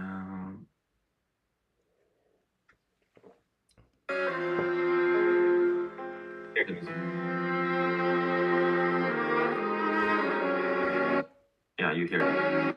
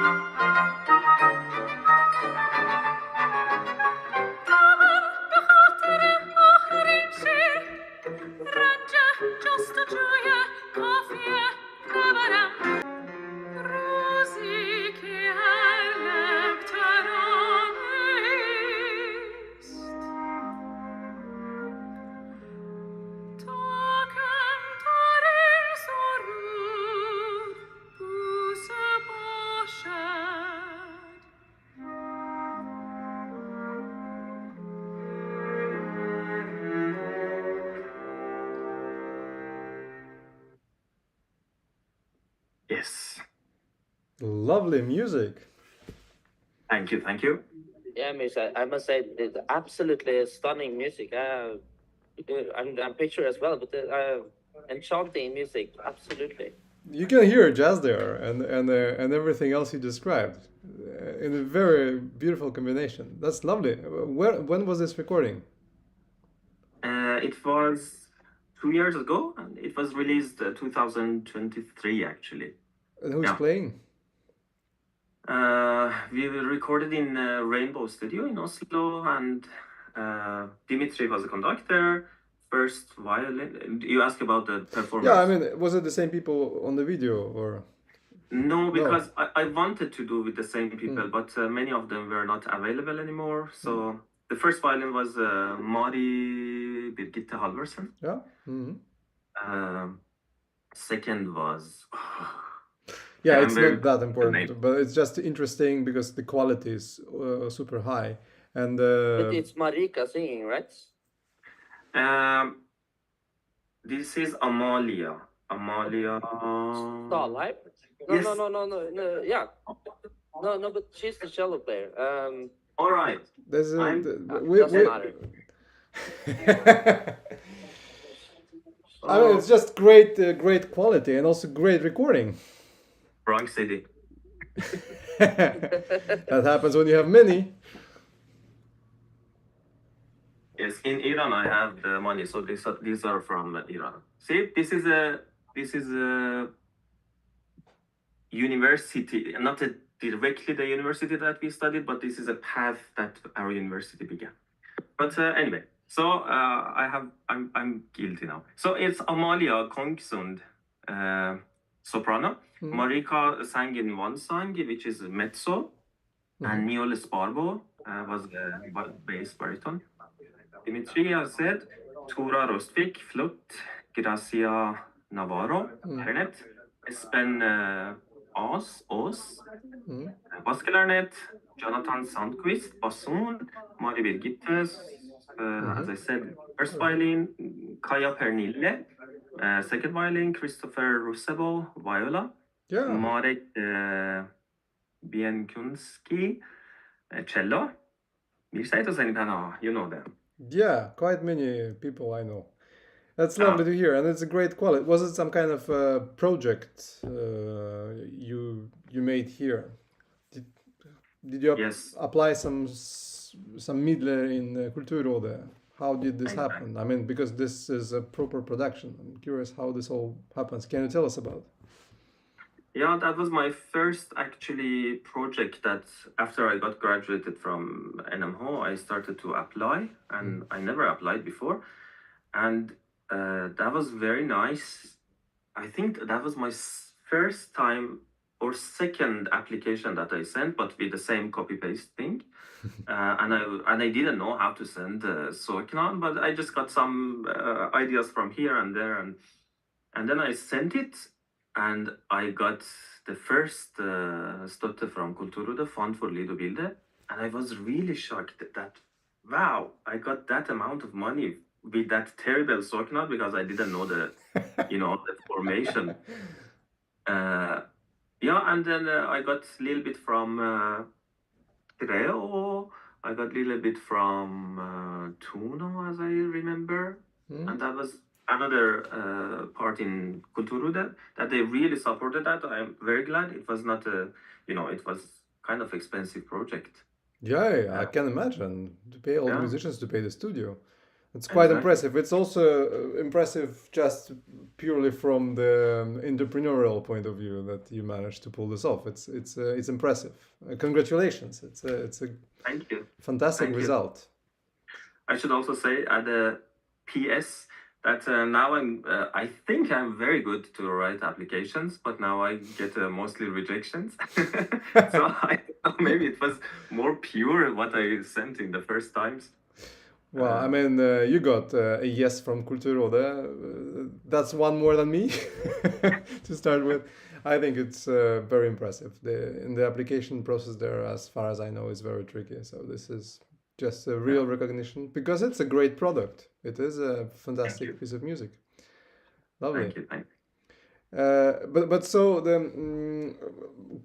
back to the artistic part of it and those pictures you showed us with the lines after under, they work perfectly themselves, but as far as I understood from what you previously said, all these short lines kind of link everyone who has the same background as you to a certain like bigger sources, right? Because they are taking from some famous novels. Does it work for people from Iran to listen to this music same as it would work for Germans listening to Bach in 1700s, who would recall, the motifs of cross and stuff? Would it feel... Yeah, very good question, because that is my current problem. So first of all, as a Persian or Iranian person, if you read Ahmad Shamlu poet and lyrics, you will not understand it. You should. That's what I did for many years, actually, almost 20 years. I choose a poem. It's a kind of meditation. I live with that poem for a month, 2, 3, to get it. It's very heavy, and it's very, it's not classical poetry that you read it. They are also difficult, but since they have repeated for centuries, you know the point.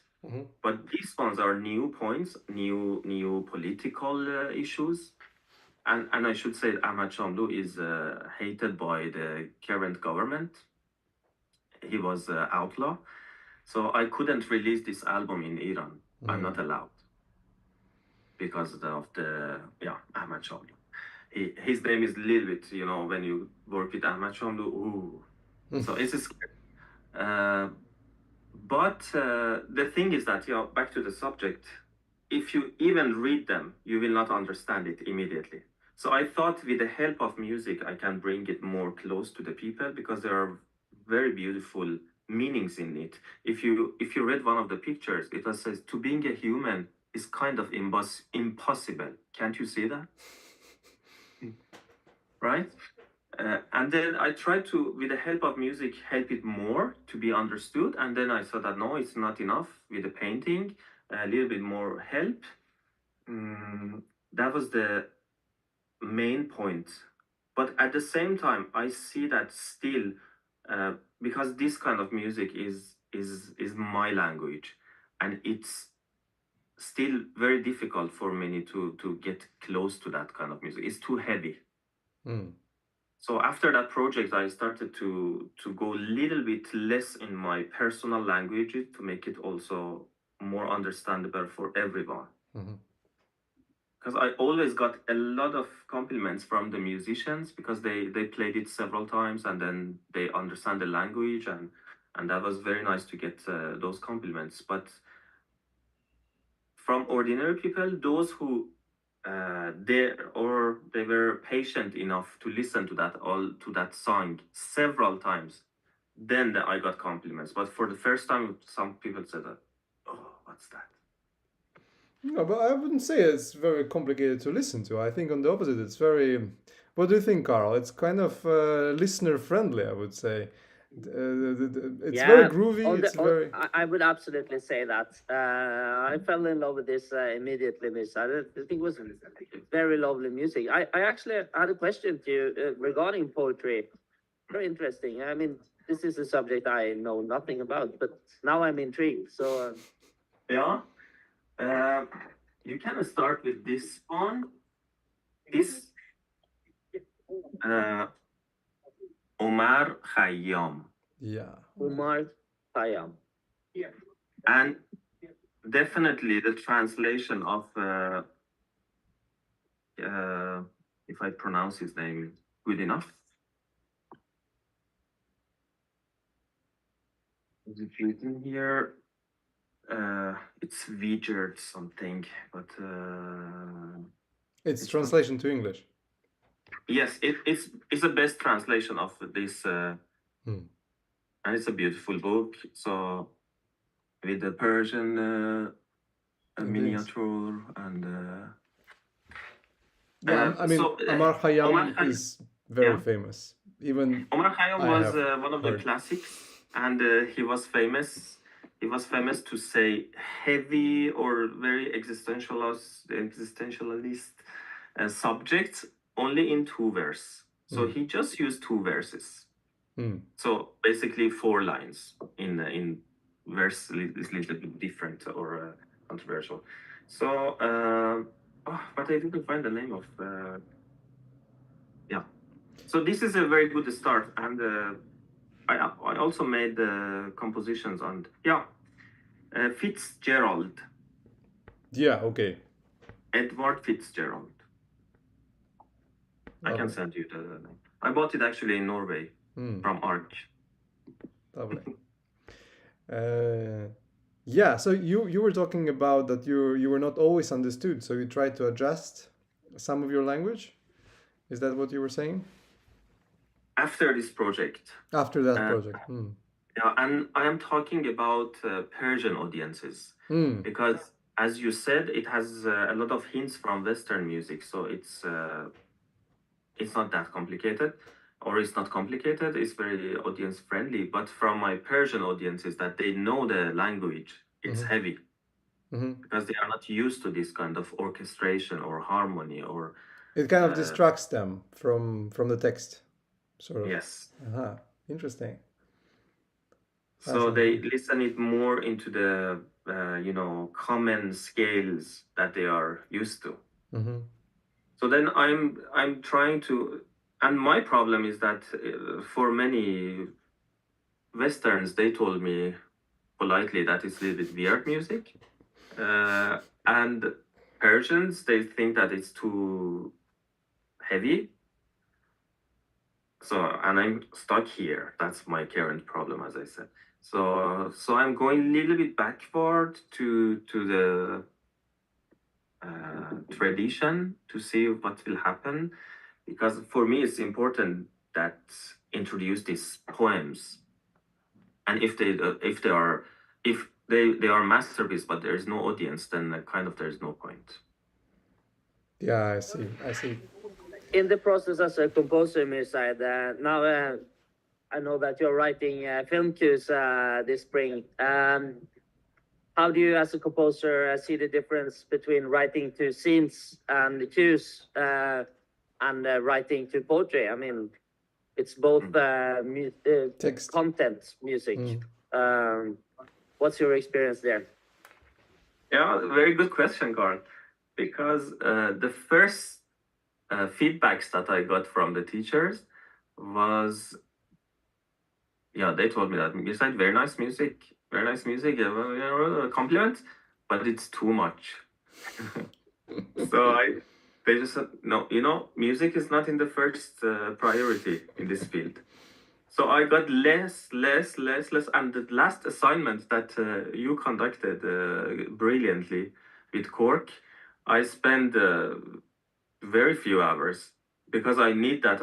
I'm not needed as a to compose that complicated. That was different. I find it's very paradox, but it's true. Less is more. Yeah, I heard this from many of you in Lillehammer. It's a very I kind of course, listening to your story, we all probably it's triggering similar problems we maybe had. People with different backgrounds. What to choose when you have things to choose from, like your Persian audiences, as you say, and your heritage from there, when you're talking that language, and at the same time the exposure to new culture which you got here while studying masters. And it's very exciting, and I kind of want to hear more about how you find the balance. What are your methods, sort of, because you said yourself that you were not understood then, so you try to adjust, and I'm just curious, how do you find that spot where you're actually standing so that you are understood there? Do you want to be understood there? Do you want to be understood here? How do you kind of solve that? Because it's very artistic problem, right?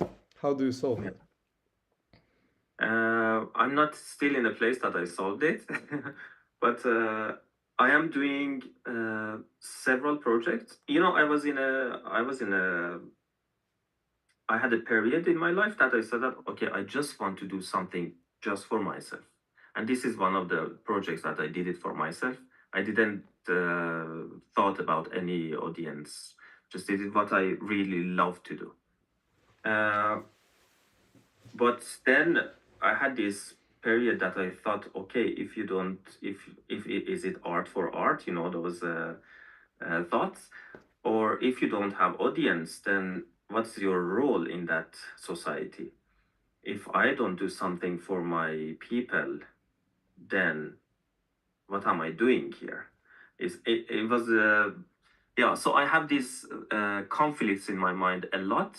And right now I don't have any answer, but what am I doing is that I'm doing several projects at the same time to see if I can find balance between all of these. So this was one that you heard. The other one is I have a solo project with santoor and live electronic. I process the sound of santoor. It goes into my laptop and all my push and things, and then comes out as a new process. And then I feel that one is more understandable for many of my Persian audiences, because as the moment that they hear the clang of santoor, they feel attachment.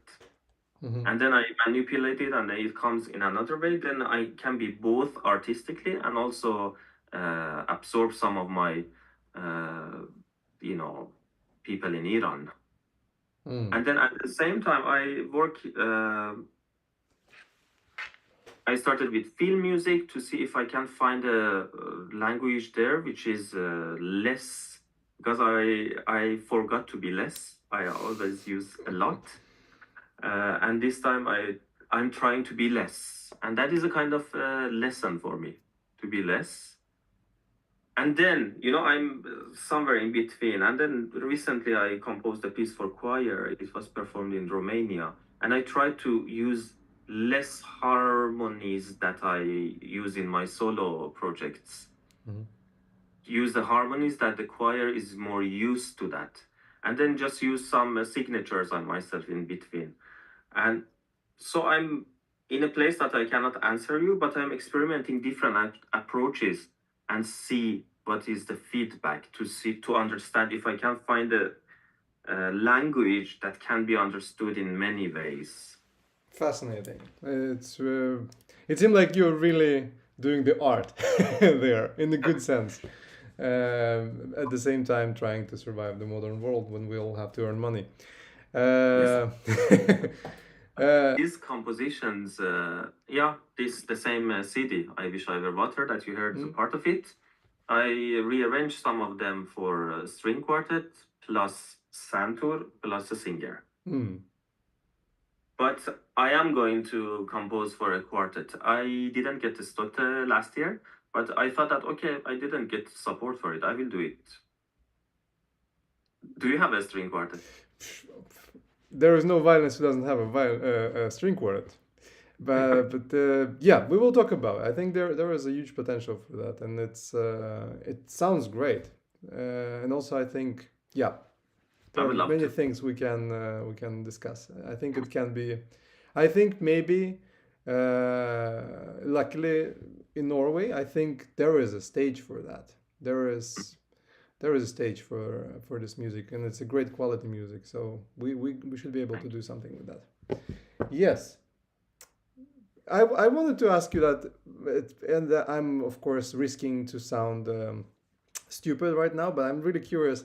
When you're listening to music, since we're talking a lot about film music today, and the tendencies, and I want to go back to that Dune 2 soundtrack, which kind of uses a lot of unusual scales. It's a lot of sound design. Have you seen the movie? No. No, okay, then it will be tricky to sound. But they sort of use a little bit, for my not enough Orient music trained ear, it sounds a little bit the same what he's using there. It's kind of an allusion on, I don't know, either Persian or Arabic, and I know it's different things. You have to forgive my lack of education in this, but how do you feel when you see something like that mass used in a mass product by Hollywood or something, which kind of supposed to give Western people the impression of something happening in the East, yet it is very much built in as a, in the system. How does it sound for you here? Should I be honest? Yes, that's the place. Okay, great. So the thing is that, so I came from Middle East, and so I grew up with the music from Iran, from Arabic countries, from Turkey, and I studied that, and I was,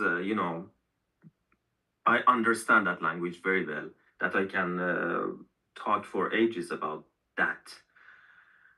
And then what I see in West a lot, which annoys me, is that there are some very superficial elements of music from that area, and they show it here, wherever in the West, and people say, wow, and that was the worst sketch that I heard in the whole of my life.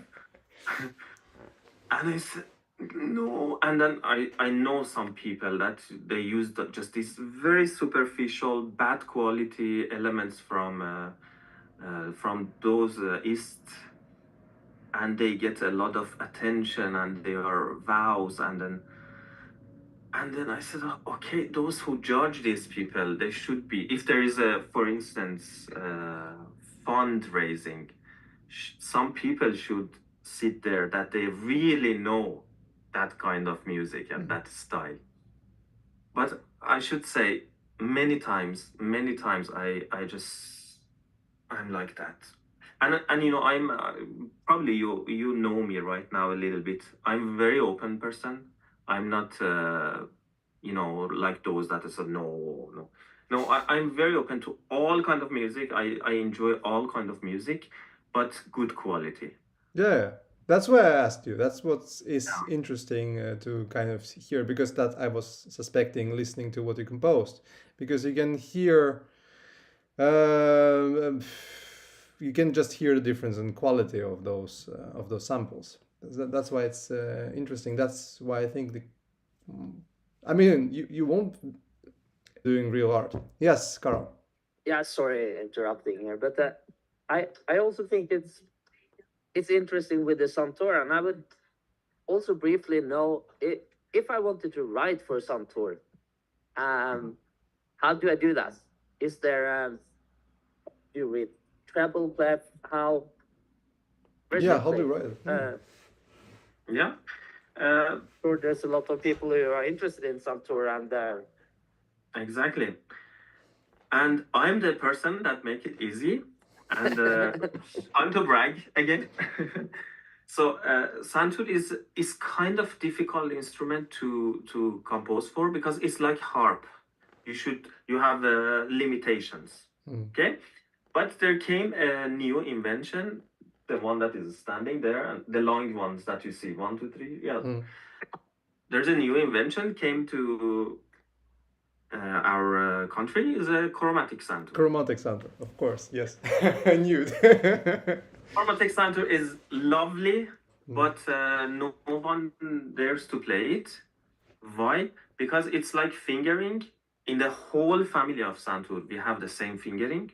So the G is here. My muscles know that. I even don't have to look at it. I know that. Now I'm not sitting in the right place. But this is okay. This is G.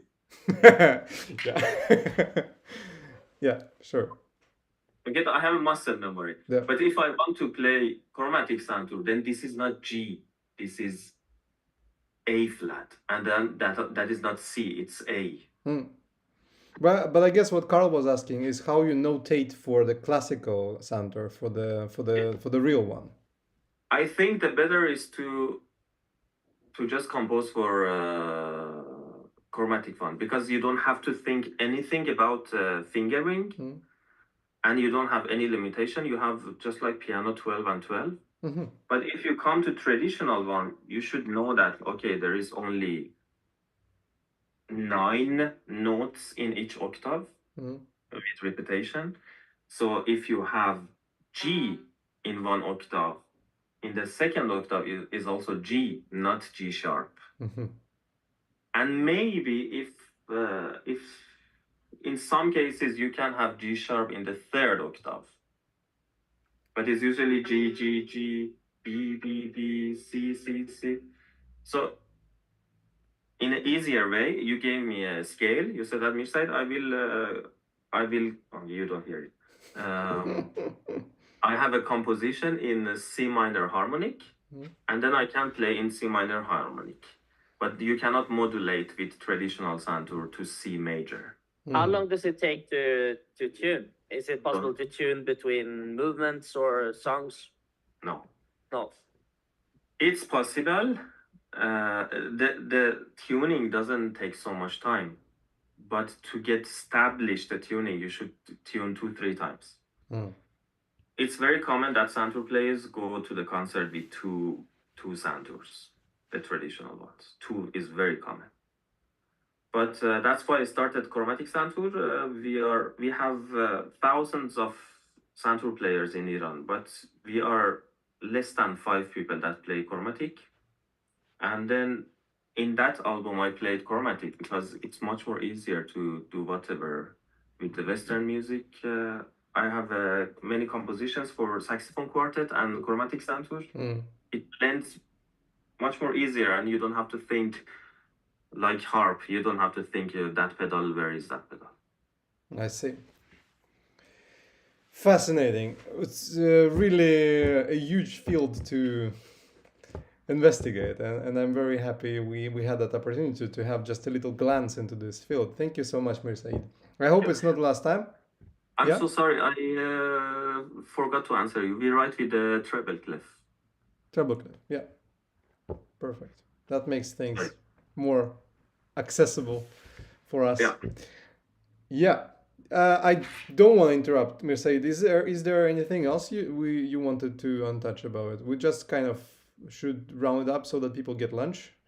But I'm good. Thank you so much for the opportunity. I really hope we keep in touch. I hope you guys subscribe to the page, NordSync project, because I hope we will continue. We hopefully will get some more funding for next year. And I'm really hoping for some projects, because the whole point of NordSync and what we do is that we meet and people, it's not on us three, it's more people listening always. And we meet and we keep in touch and we take contact and we create something together. We come with interesting creative ideas and we try to make them happen. That's the whole idea. Thank you so much. It was really lovely having you today.